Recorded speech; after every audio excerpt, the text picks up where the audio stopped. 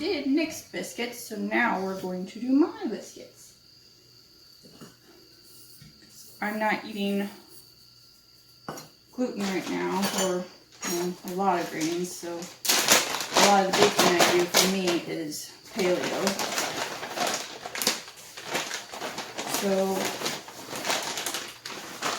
I'm going to need 2.5, actually, I'm going to double this recipe because that way I don't have to make them.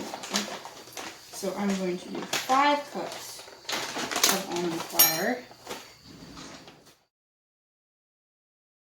1 teaspoon of salt,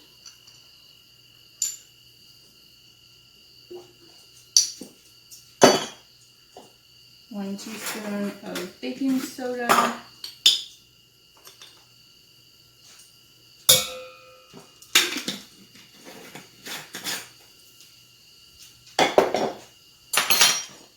that's all the dry ingredients. Okay, so I need to melt some butter. You can also use coconut oil, but I don't like the taste of coconut in savory things. To me, coconut's more of a sweet thing, so I'm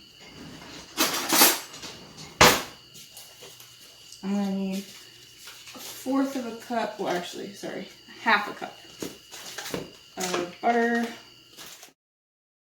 We don't have a microwave, so it's going to be done the old-fashioned way on the stove. So while that does that, I'll get everything else. I'll need 4 eggs, a teaspoon of apple cider vinegar. That's too much.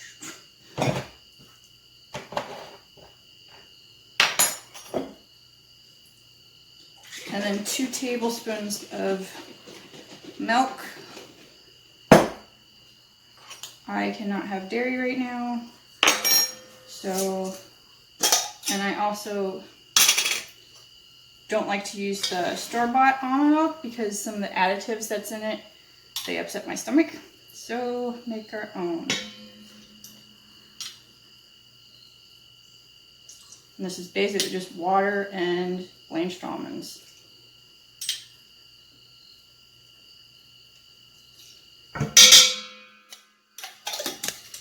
Now this will go bad very quickly because it doesn't have any of those additives to it.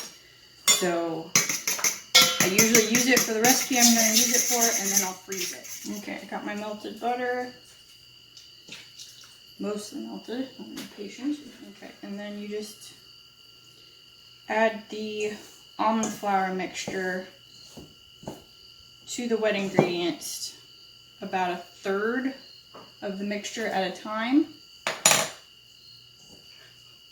And then stir it in to be well incorporated, then add another 1/3 and so on.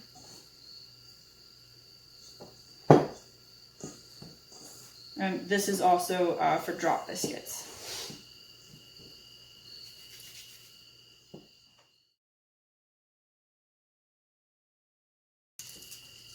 I'm just going to put these on another parchment paper tray. These don't really spread out, so you can put them fairly close. And these biscuits, actually, the texture is really close to a regular, just flour biscuit. When you first bite into them, you're like, wow, this is like a biscuit, like a regular biscuit. And then you slowly get like an aftertaste of the almond flour and stuff. But I mostly use these to, when we make like a, kind of like a chicken pot pie thing, but I use biscuits instead of the pie part. So it's usually like a chicken gravy type dish. And when you have that poured over top of them, I can't even tell it's not a regular biscuit.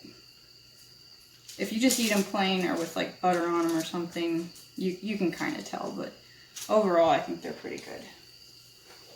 Paleo baking sometimes can be a little disappointing, but I think these ones actually turned out pretty well.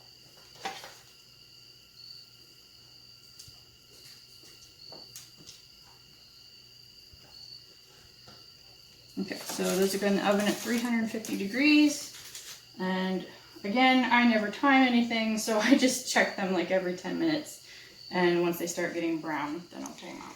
These are the Paleo Biscuits then, after we pulled them out of the oven. When you pull them out, you want to let them set up on the tray until they completely cool. Otherwise, they'll kind of fall apart. But that's what they look like. And the texture is really nice. The texture is very similar to just a regular biscuit. So I will freeze the extras of these to have on hand whenever I want a biscuit.